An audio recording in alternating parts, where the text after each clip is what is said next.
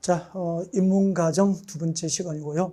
자, 우리 앞 시간에 부동산 공급이 무엇인지부터 시작을 해서 광역도시계획하고 도시군 기본계획에 대해서 기본적인 용어 설명을 드리는 부분까지 이제 강의가 진행이 됐고요. 자, 이번 시간은 그 다음에 이제 국토교육급상 가장 중요한 행정계획, 도시군 관리계획부터 이제 진도를 이어서 나가게 될 겁니다. 네.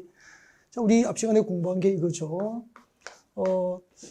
우리나라 국토를 개발하고 또 이용하기 위한 국토계획에는 그 체계, 국토계획 체계가 이렇게 구성이 되어 있습니다. 라고 소개를 드렸어요. 제일 위에 이제 광역도시계획이 있습니다. 광역도시계획이 있었고요. 자, 이 광역도시계획이 수립된 지역이라면 여기에 부합될 수 있도록 한 개의 도시나 군 단위로 국토는 계획됩니다. 이것을 우리는 도시군 계획이라고 합니다. 도시군 계획이라고 하죠. 도시군 계획이 있습니다. 자, 도시군 계획에는 도시지역과 군지역의 장기적인 발전 방향과 목표를 제시할 수 있는 도시군 기본계획이 있죠. 도시군 기본계획이 있어요. 도시군 기본계획이 있고요. 그 다음에 이제 우리 앞 시간에 이 도시지역과 군지역의 기본적인 공간구조, 기본적인 도시 공간구조와 장기적인 발전 방향과 목표를 제시하는 계획이 이제 도시군 기본계획이 되죠. 자, 이렇게 기본계획에서 이제 도시 단위로 군 단위로 장기적인 발전 방향과 목표가 제시되면은 그게 부합될 수 있도록 도시지역과 군지역의 토지를 실제적으로 관리하기 위해서 구체적인 정책 6개를 정책으로 입안하고 결정할 수 있는 행정계획을 도시군 관리계획입니다. 라고 했을 거예요. 자, 이번 시간에 공부할 내용은 도시군 관리계획입니다. 자, 복습하면 이렇게 되죠. 광역도시계획을 수립하는 단위가 뭐죠? 광역계획관이었죠. 이 지정된 광역계획권, 이 광역계획권 단위로 장기적인 발전 방향과 목표를 제시하는 계획은 광역도시계획이 되는 거죠. 그 다음에 한 개의 도시, 한 개의 도시나 한 개의 군 관할 구역 단위로 기본적인 공간구조, 기본적인 도시 공간구조와 장기적인 발전 방향을 제시하는 종합계획을 도시군 기본계획이라고 했어요. 도시군 관리계획이 무엇일까라고 하는 거죠. 보겠습니다. 도시군 관리계획은 특별시, 광역시, 특별자치시, 특별자치도, 특별자치도시 여기까지를 하나하나가 도시군 관리계획을 수립하는 하나하나의 도시가 되는 거예요, 이게. 네. 이 도시 또는 군 지역의 토지를 개발, 정비, 보존을 할 목적으로 수립하는 각종 토지의 이용이나 교통, 환경, 경관, 안전, 산업, 정보통신, 보건, 복지, 안보, 문화 등에 관한 다음에 계획을 말합니다. 그러면은 이 중간에 이걸 자꾸 기억을 하려고 하면은 이제 어려워지니까 아무 쓸모 없는 거죠. 그냥. 쓸모가 없기에 하겠습니까만 필요 없습니다. 그냥. 한 개의 도시, 이게 도시라 그랬죠. 하나가 다 도시가 되는 거죠. 이 도시 또는 군 지역의 토지를 개발하고 정비하고 이용하기 위해서 이거 6가지 동그라미 1번부터 6번을 정책으로 입안하고 결정할 수 있는 행정계획을 도시군 관리계획이라고 하는 거죠. 도시 또는 군 관할 구역의 토지를 대상으로 동그라미 1번부터 6번에 관한 사항을 정책으로 입안하고 결정할 수 있는 행정계획. 다음은 동그라미 1번부터 6번이잖아. 동그라미 1번부터 6번을 내용으로 하는 행정계획. 이 동그라미 1번부터 6번을 내용으로 하는 동그라미 1번부터 6번을 내용으로 하는 행정계획을 도시군 관리계획이라고 하는 거죠. 그러면은 도시군 관리계획이란 도시지역과 군지역의 토지를 대상으로 용도지역, 용도지구, 용도지역, 용도지구를 새로 지정하고 지정된 것을 변경하기 위한 행정계획을 도시군 관리계획이라고 하는 거예요. 네. 그 다음에 개발제한구역 그린벨트입니다. 도시자연공원구역, 그리고 시가와 조정구역, 수산자원보호구역 이 네 개를 용도구역이라고 합니다. 용도구역. 용도구역이라고 하는 거죠. 자, 그러면은 도시지역과 군지역의 토지를 대상으로 용도지역, 용도지구, 용도구역이라는 것을 새로 지정하고 지정된 것을 변경하는 행정계획을 도시군관리계획이라고 하는 거죠. 그래서 누가 도시군관리계획이 무엇입니까? 라고 물으면은 도시지역과 군지역의 토지를 대상으로 용도지역, 용도지구, 용도구역을 새로 지정도 하고 지정된 용도지역, 용도지구, 용도구역을 변경할 수 있는 행정계획을 도시군관리계획이라고 한다고 하면 100점이다 이 말입니다. 그럼 일단은 이 용도지역, 용도지구, 용도구역이 무엇인지 참 궁금할 거 아니에요. 그래서 좀 기다려 주셔야 돼요. 기다려 주시면은 이 지금 총론이거든요. 총론이 끝나면은 강론에 들어가서 용도지역이 무엇인지를 배웁니다. 처음에 좀 답답하죠. 뒤쪽이 안 보이니까. 일단은 뭐 할 수 없죠. 처음 하니까. 처음 답답해도 그냥 따라오는 거죠. 그러면은 서서히 이제 앞에 가야 될 길들이 멀리까지 보이게 되는 거죠. 아니, 부산에서 서울을 오면은 서울이 처음부터 보이는 건 아니잖아요. 그죠? 일단 참고 대구 지나서 대전 지나서 수원 지나서 서울까지 오다 보면은 서울까지 오게 되는 거잖아요. 한번 다녀가고 다시 내려가면은 이제 처음부터 끝까지 끝이 보이는 거잖아. 똑같은 공부도. 아무튼 용도지역이 무엇인지 의의를 배웁니다. 그리고 우리나라 토지 위에 지정되는 용도지역의 종류 21개를 배웁니다. 여러분, 땅은 용도별로 그 땅의 종류가 21가지로 구분되어 있어요. 우리 대한민국에 있는 땅은 용도별로 종류가 21가지로 구분되어 있다는 거죠. 아까 잠깐 보셨죠, 시간에. 주거지역, 상업지역, 공업지역, 녹지지역. 그 다음에 그 주거지역, 상업지역, 공업지역, 녹지지역이 시험되는 도시지역 안에 모두 16개가 있어요. 그리고 도시지역 밖에 관리지역 3개, 농림지역, 자연환경, 보존지역 이렇게 해서 21개가 있는 거죠. 그 21개의 용도지역의 종류를 배웁니다. 그 다음에 그 21개의 용도지역별 지정 목적을 배우게 되죠. 어떤 용도지역은 어떤 목적으로 지정되는지 21개의 용도지역별 지정 목적을 배우게 됩니다. 그 다음에 내 고객이 어떤 용도지역 안에 땅을 사면은 어떤 개발행위가 제한되는지 용도지역 안에서 행위제한입니다. 행위제한, 개발행위 제한을 배우게 됩니다. 어떤 용도지역에 땅 사면은 공장을 건축하는 개발행위가 법으로 제한되는지, 공장을 건축하는 것이 가능한지 뭐 행위제한을 배웁니다. 21개의 용도지역별 개발행위 제한, 행위 제한, 개발행위 제한, 건축 제한을 말하는 거죠. 네, 어떤 용도지역에서 어떤 건축이 가능하고 어떤 건축이 제한되는지 행위 제한, 개발행위 제한, 곧 건축 제한을 말하는 건축 제한을 배웁니다. 용도지역별 건축 제한을 배우는 거죠. 그 다음에 용도지역 안에서 건폐율을 배웁니다. 건폐율. 용도지역 안에 건폐율을 배우게 되죠. 건폐율.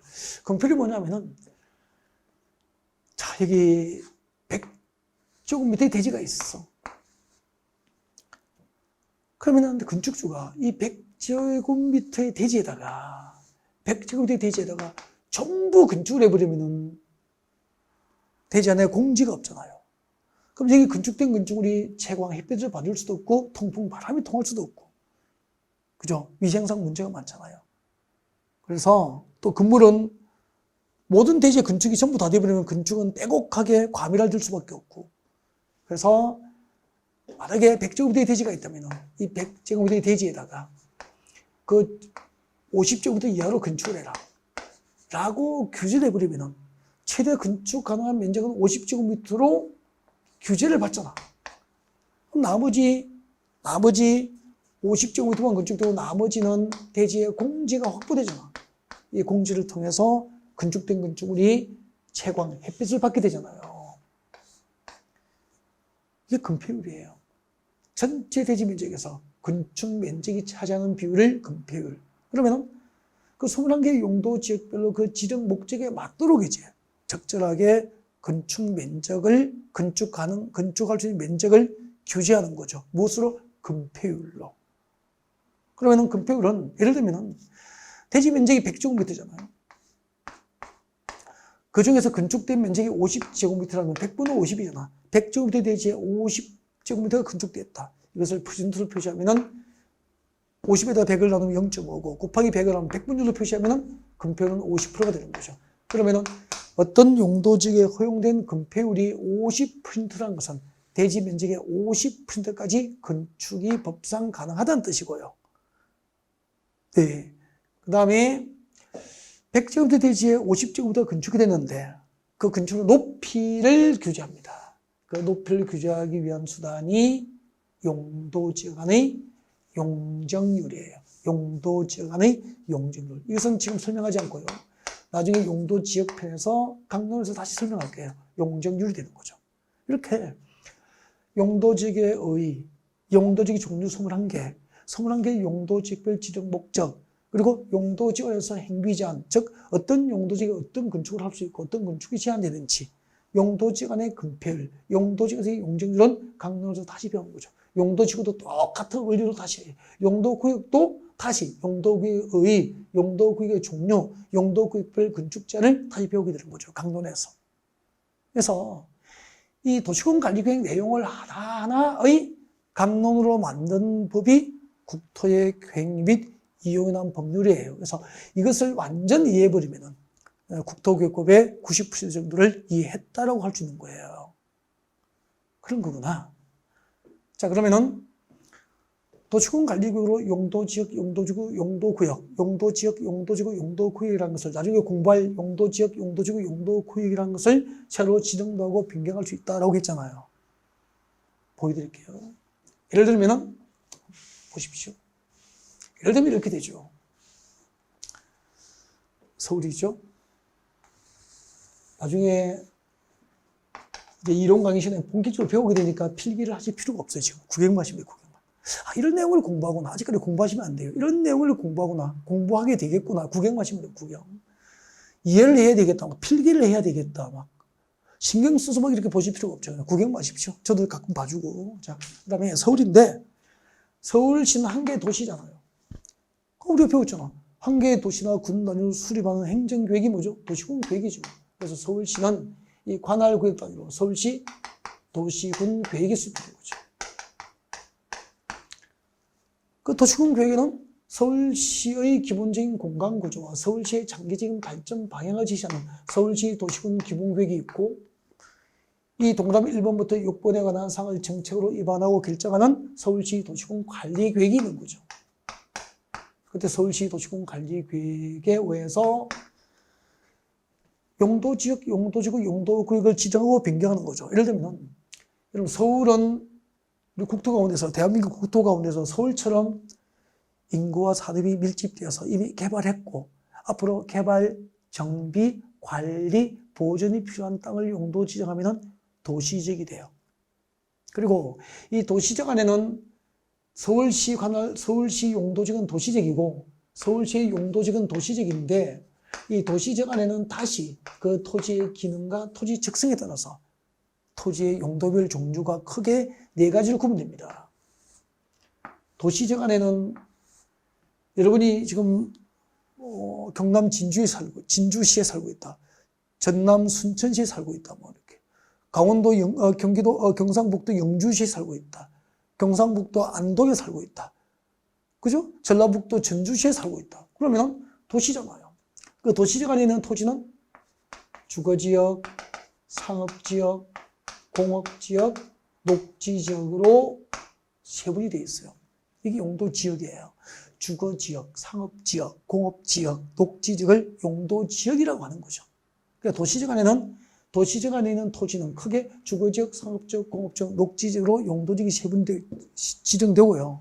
이 주거지역, 상업지역, 공업지역, 녹지지역을 다시 세부주로 나눈다는 거지. 세분하면은 도시지역 안에는 모두 16개의 용도지역이 있다는 거죠. 나중에 배울 거예요. 일단 한번 봐요. 쉽게. 주거지역이 뭘까라는 거죠.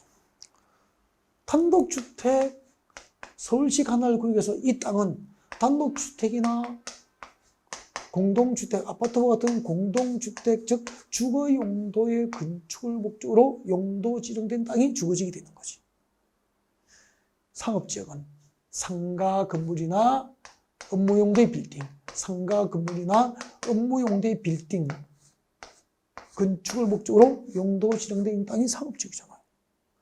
공업지역은 공장 건축이죠, 공장. 공장 건축을 목적으로 용도 지정된 것이 공업지역이잖아요. 녹지지역은 말 그대로 녹지 보전이에요, 녹지 보전. 녹지 보전을 목적으로 용도 지정된 곳이야. 그러면은 똑같은 서울시 토지지만 녹지지역으로 용도가 지정된 곳은 개발 용도입니까? 보전 용도입니까? 보전이 보전. 개발이 유보되어 있거나 보전 목적으로 지정된 땅이라는 거지. 그래서 제곱미터당 땅값이 100만 원일 수도 있는 거잖아. 싸잖아요. 100만 원도 비싸지만. 근데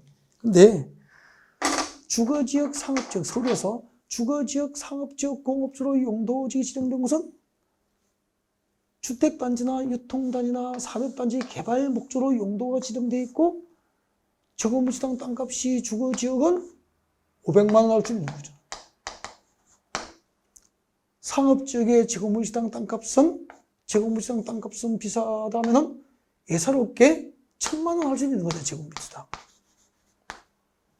똑같은 서울에 있는 땅인데 그 땅에 어떤 용도 지역이 지정되느냐에 따라서 토지의 경제적 가치가 수십 배 차이가 나잖아요. 이렇게 토지의 경제적 팔자가 달라지는 거예요. 그죠? 우리 사람들이 갑자기 이제 벼락 출시하면, 이야, 이렇게 팔자 고쳐서 막 그러잖아요. 갑자기 부자가 됐어. 갑자기 막 도의식이 됐어. 그죠? 그럼, 야, 그 녀석 팔자 고쳤구나 막 그러잖아. 그죠? 군대 가서 사관학교 가지고, 시골 출신인데 사관학교 졸업해가지고 장군이 됐어. 팔자 고쳤다 그러잖아. 어디서 나왔느냐면은, 우리 사람이 죽잖아요. 사람이 죽으면은 묘비가 있잖아요, 묘비. 여러분 자세히 보면은 묘비에 이렇게 적는다? 학생. 아직까지 배우고 있다, 이 말이야. 학생, 전주, 채씨, 지묘. 이렇게 적어요. 하나, 둘, 셋, 넷, 다섯, 여섯, 일곱, 8개잖아. 그죠? 그러니까 배설 없이, 즉, 고위 관직이 없이 배설을 하지 않고 죽으면은 보통 비석에 이렇게 6글자를 적어요. 8글자 적는다고.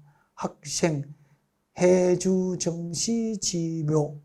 학생, 진주, 강시, 지묘. 그죠? 학생, 전주, 이씨, 지묘. 이런 식이잖아요.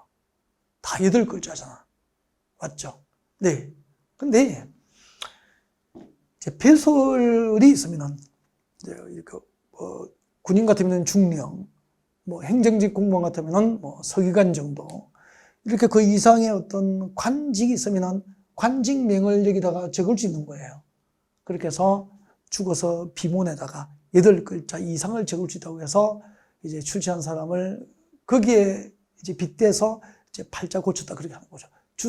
죽어서 비문에 적을 수 있는 글을 8자 이상으로 적을 수 있을 만큼 높은 관직을 얻었다, 그런 뜻이 있는 겁니다. 그래서, 야, 벼락 출시했구나, 야, 막 이렇게 팔자 고쳤구나, 그런 이야기가 여기서 나왔대. 근데 근거는 있는지 없는지 잘 모르겠습니다. 네. 그냥. 자, 아무튼.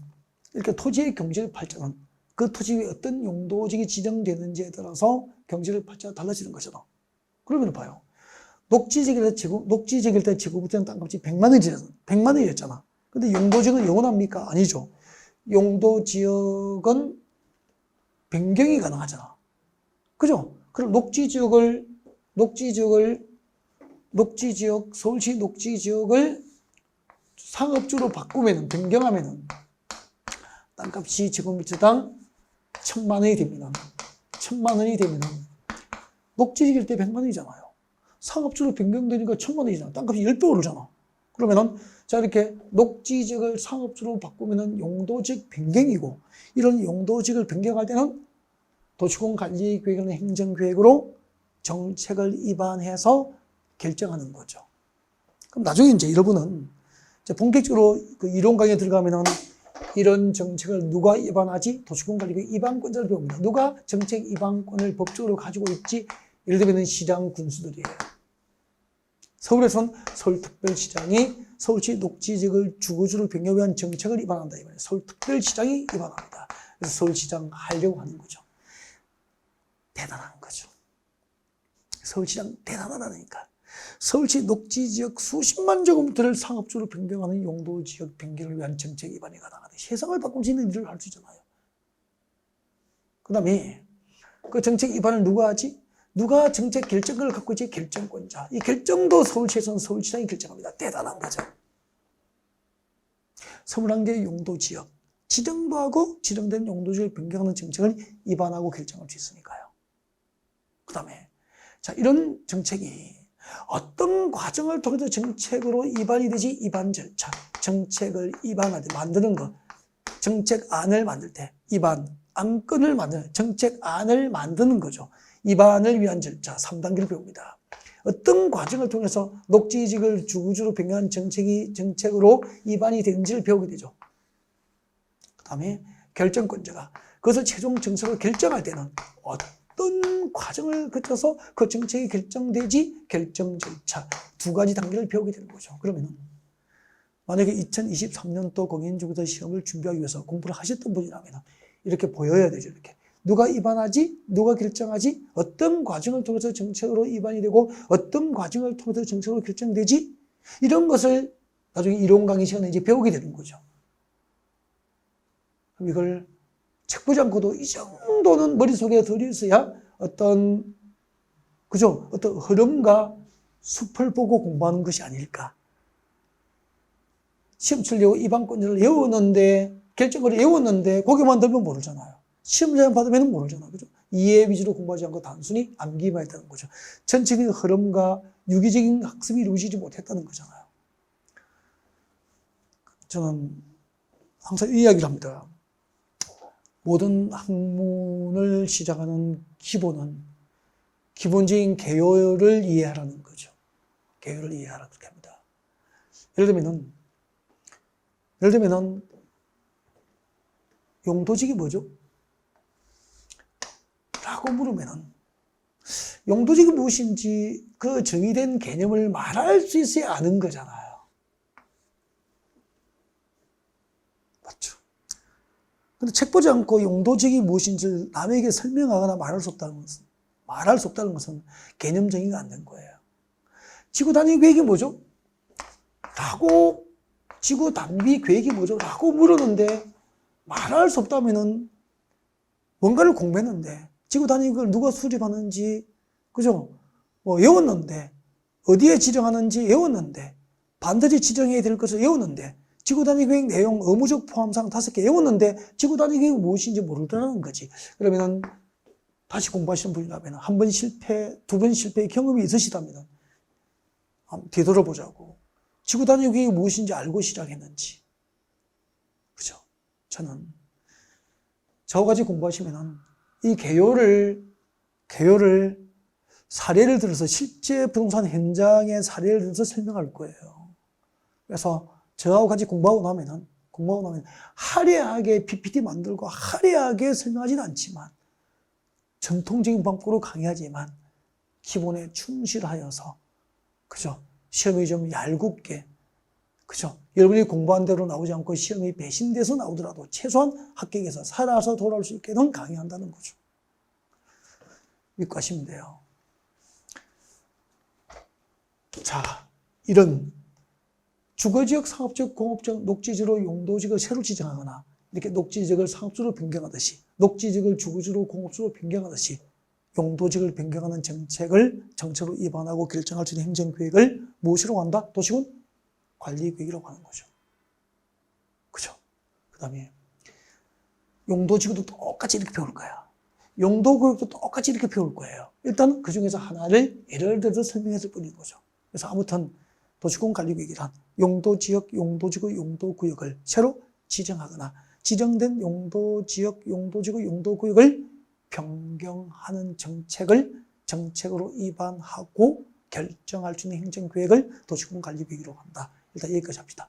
도시군 관리계획이 뭐죠? 용도지역, 용도지구, 용도구역의 지정과 변경에 관한 계획이다 라고 합시다.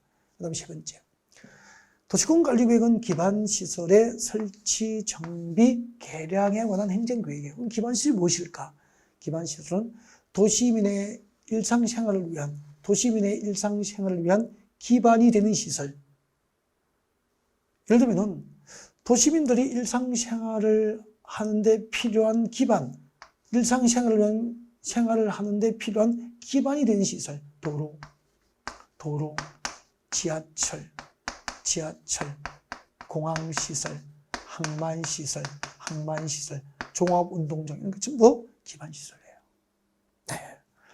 자, 그러면은, 한번 보십시오. 서울에서 A 지역과 B 지역을 연결하기 위한 지하철을 설치하면 이게 기반시설 설치예요. 그죠? 그 다음에 청계천 복원사업을 하면은 청계천도 기반시설이에요. 그죠? 기반시설을 새로 설치한 겁니까? 정비한 겁니까? 청계천 복원사업은 정비잖아요. 이렇게 도시지역과 군지역 안에서 지하철을 설치하고 도로를 만들고 하천을 정비하고, 그죠?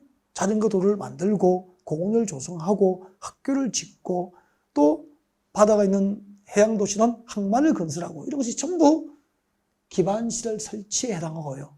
자, 이렇게 도시지역과 군지역에다가 기반시설, 도시 기반시설을 새로 설치, 정비, 개량할 때는 도시군관리계획, 그 도시의 도시군관리계획으로 정책을 입안해서 기반시설 설치, 정비, 개량이 결정이 되는 거예요. 도시군관리계획이란 기반시설 설치, 정비, 개량에 관한 계획이다. 그렇게 하시면 되고요. 그럼 한번 봅시다, 여러분.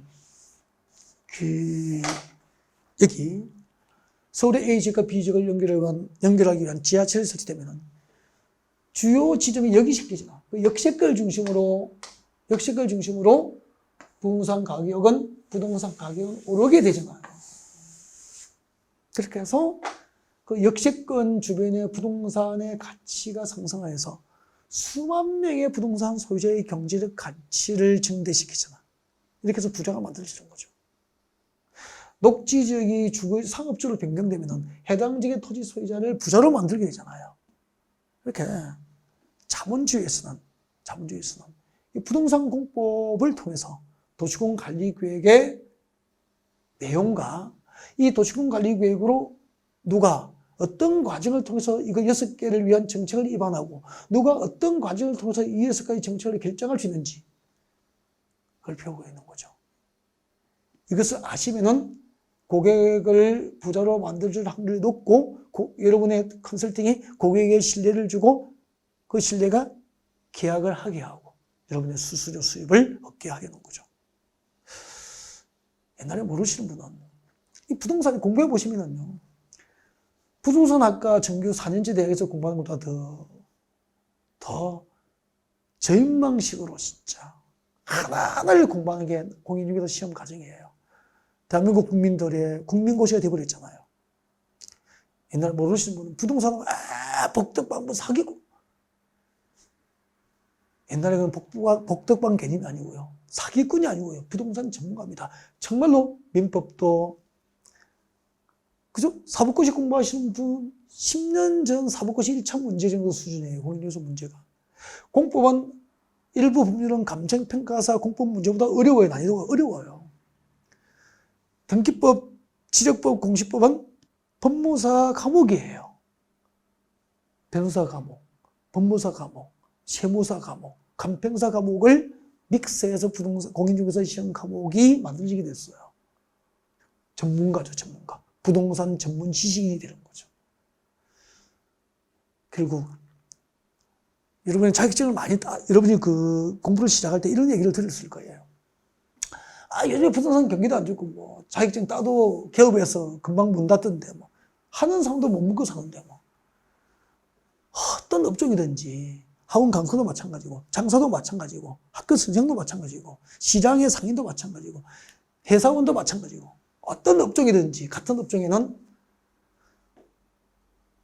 그죠? 그 업종에서 상위 그룹과 중위 그룹과 하위 그룹이 있죠.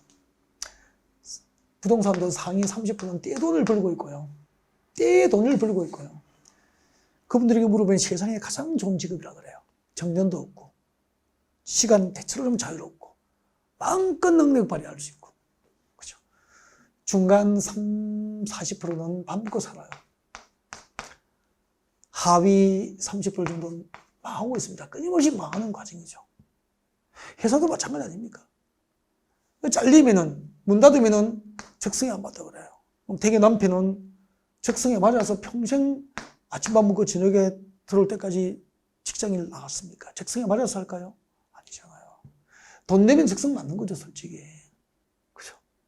그래서 늘 하위 그룹, 이 하위자는 망하고 있는 거예요. 회사원도 잘리는 거죠. 실적이 없습니다. 일 못하면 잘리는 거 아니에요. 왜 나와서는 적성이 안 맞아 자기가 회사를 버린 것처럼 얘기하잖아. 잘리는데. 그죠? 아니죠. 필요하면은 쓰죠. 회사에서. 버리지 않죠. 그러면은 이 업종에서 성공하는 방법은 저는 전문 지식으로 무장하라 그래요. 전문 지식으로 무장해라.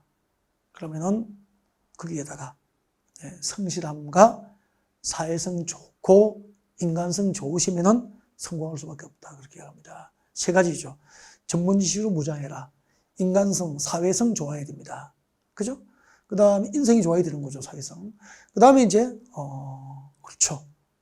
건강하면 되는 거 아닙니까? 부지런하면 되는 거 아닙니까?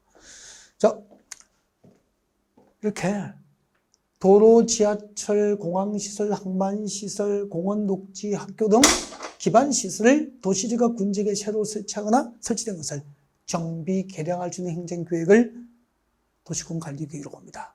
도시군관리계획이란 용도지역, 용도지구를 지정하고 변경하는 행정구역이다. 용도구역의 지정과 변경을 결정하는 행정구역이다. 그리고 기반시설 설치, 정비, 개량을 결정하는 행정구역이다. 그렇게 되는 거죠. 그 다음에 자, 여기서 이제 이 기반시설 설치에 관한 계획인데 이거 잠깐만 좀 제가 확대해서 설명할게요. 한번 보세요. 중요하니까. 듣기만 들으세요. 여러분. 도로, 지하철, 공항시설, 항만시설, 녹지, 학교를 뭐라 그래요? 기반시설이라고 그러죠. 기반시설. 도로 등이죠. 도로, 그죠? 지하철, 그죠? 공항시설, 항만시설, 녹지, 학교, 이게 다 기반시설이라고.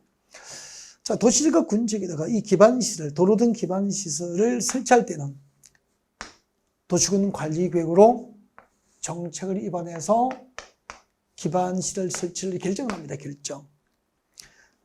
서울시 지하철 설치를 하려면은 서울시 도시군 관리계획으로 정책을 입안해서 결정하는 거죠. 지하철 설치를 결정하는 거야. 그럼 이런 중요한 정책을 결정하면은 도로 만들고 지하철 건설하고 공항을 만드는 정책을 결정하면은 그 결정을 시민에게 알립니다. 알려주는 방법이 두 가지가 있어요. 네. 행정 정보를 국민에게 알릴 때는 국민에게 알리는 방법, 알려주는 방법, 국민에게 행정 정보를 알려주는 방법은 대표적으로 이제 공고하거나 그 정보에 관한 사항을 인터넷 홈페이지, 게시판 등에 공고하거나 고시합니다. 고시. 관보나 공보를 통해서 고시하죠. 고시를 해요. 그래서 공고하고 고시는 알려주는 거죠.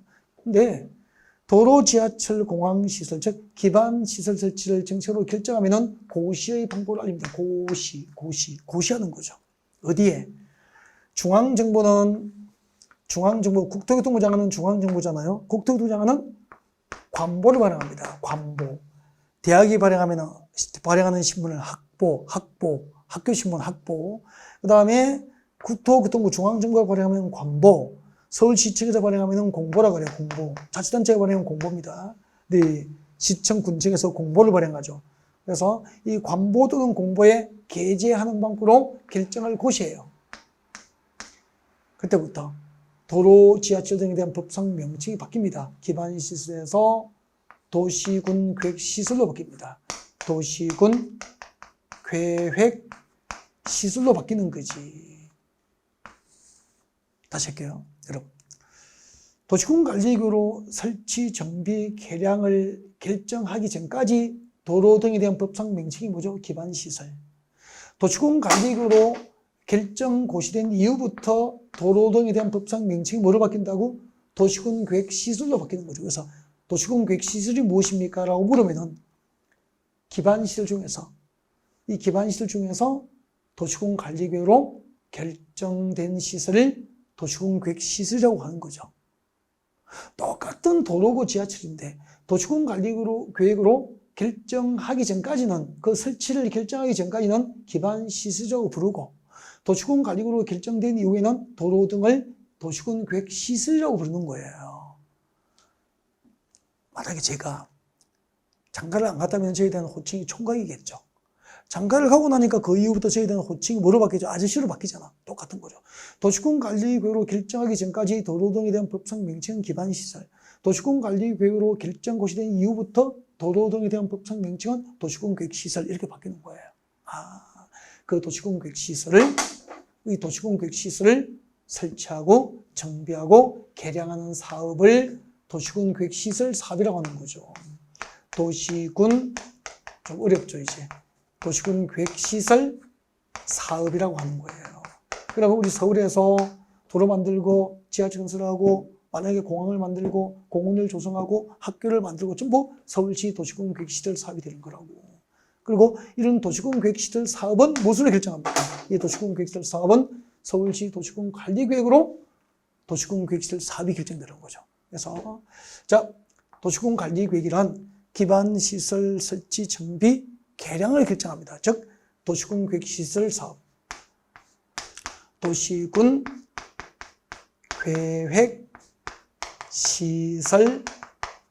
사업을 결정하는 행정계획이에요. 도로 만들고 지하철 건설하고 항만을 건설하고 공원을 만들고 즉 도시군계획시설 사업을 정책으로 입안해서 결정할 수 있는 행정계획이에요. 그 다음에 어떤 도시지가 군지에서 신도시 개발 사업. 여러분, 서울은 개발이 끝난 도시입니까? 끊임없이 대규모 택지가 조성되고 있고 도시 첨단 사업들이 조성되고 있고 유통단지가 조성되고 있잖아요. 다 도시개발 사업입니다. 그러니까 어떤 도시지가 군지에서 대규모 주택단지, 유통단지, 산업단지 등 도시개발 사업은 도시군관리계획으로 정책을 입안해서 사업이 결정이 돼요. 그리고 정비사업을 결정합니다. 정비사업. 이제 정비사업은 이제 나중에 배우게 될 도시및 주거환경 정비법상 정비사업인데 들어보셨을 겁니다. 재개발 사업과 재건축 사업과 주거환경 개선 사업이 있습니다. 재개발 사업과 재건축 사업과 주거환경 개선 사업이 있어. 이렇게 신도시를 개발하는 도시개발 사업과 재개발 재건축 사업 등 정비 사업과 그리고 도로 만들고 지하철 건설하고 학교를 짓고 항만을 건설하는 도시군계획시설 사업. 이 세 가지 사업은 도시군관리계획은 행정계획으로 정책을 입안해서 결정하기 때문에 이 세 가지 사업을 도시군계획시설 사업과 도시개발 사업과 정비사업, 도시군계획시설 사업 이 세 가지 사업을 이꼴 국토계획법상 도시군계획사업이라고 합니다. 도시계획과 군계획으로 결정된 사업이라고 해서 이름을 도시군계획사업이라고 하는 거예요. 여러분, 이것도 시험이 나왔죠. 한 4년 전에 국토계획법상 도시군계획사업에 해당하지 않는 것은 그렇게 나온 거죠. 국토계획법상 도시군계획사업, 즉 도시계획과 군계획으로 결정된 사업에는 세 가지가 있죠. 도시군계획시설 사업과 도시개발사업과 정비사업이 있다. 이 세 가지 사업은 도시군계획 중에서 도시군관리계획으로 정책을 입안해서 결정한 사업이기 때문에 도시군계획 사업이라고 하는 거죠. 여러분, 국토계획법상 도시군계획 사업에는 세 가지 무엇이 있죠? 도시군계획시설 사업과 도시개발 사업과 정비 사업이 있다. 그렇게 하시면 되죠.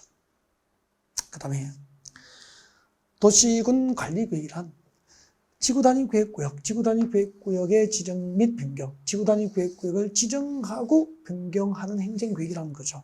그리고 지구단위 계획을 수립하고 변경할 수 있는 행정계획이에요. 그러면 지구단위 계획이 무엇인지, 지구단위 계획구역이 무엇인지 잠깐 용어 설명을 드리겠습니다. 봐주십시오. 네.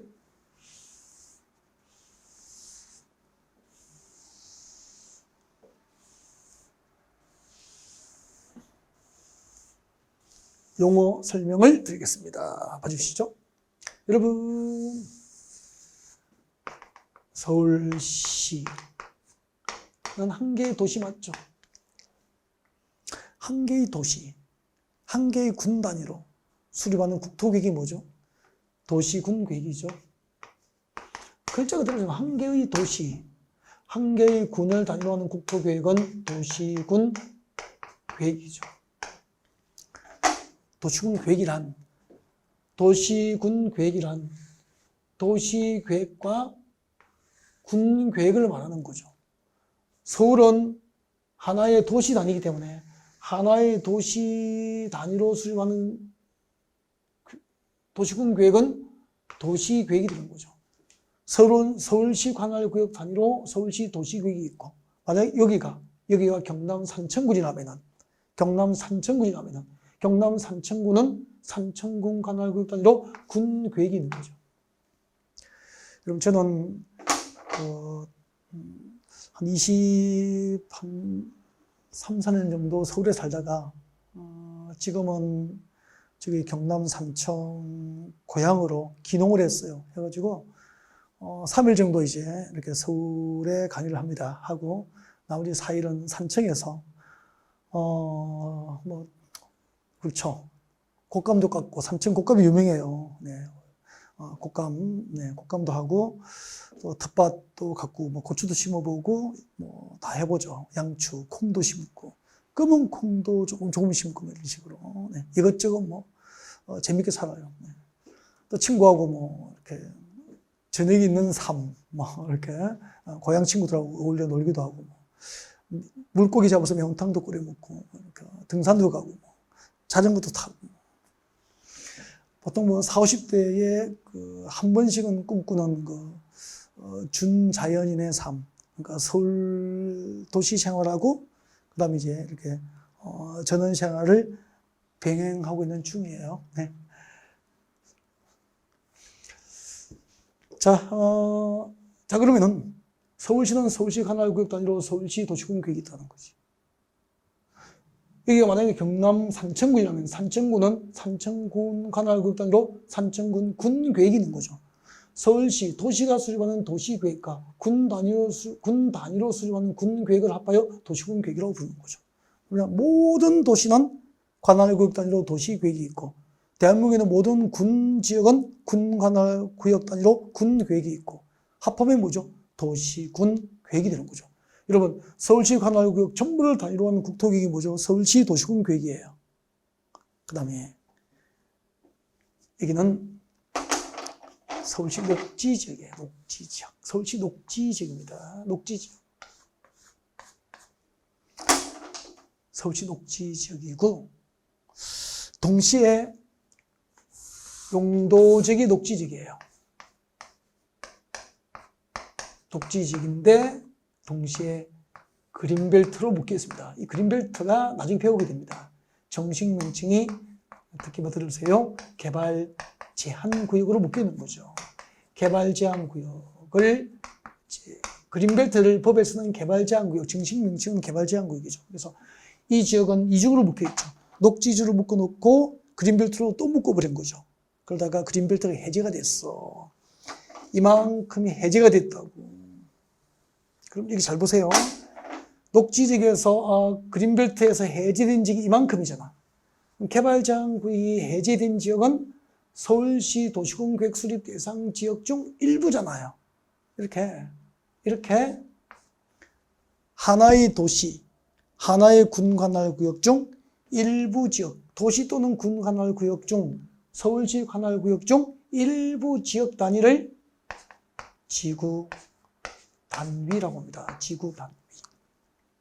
그 다음에 그 일부 지역 단위의 그린벨트에서 해제가 되면은 주변이 만약에 강남이면은 주변의 강남 지역의 특성에 맞도록 개발하기 위해서 그 일부 지역 단위의 개발 계획, 일부 지역 단위의 도시군 계획이 준비됩니다. 그 일부 지역 단위의 도시군 관리 계획을 지구 단위 계획이라고 하는 거죠.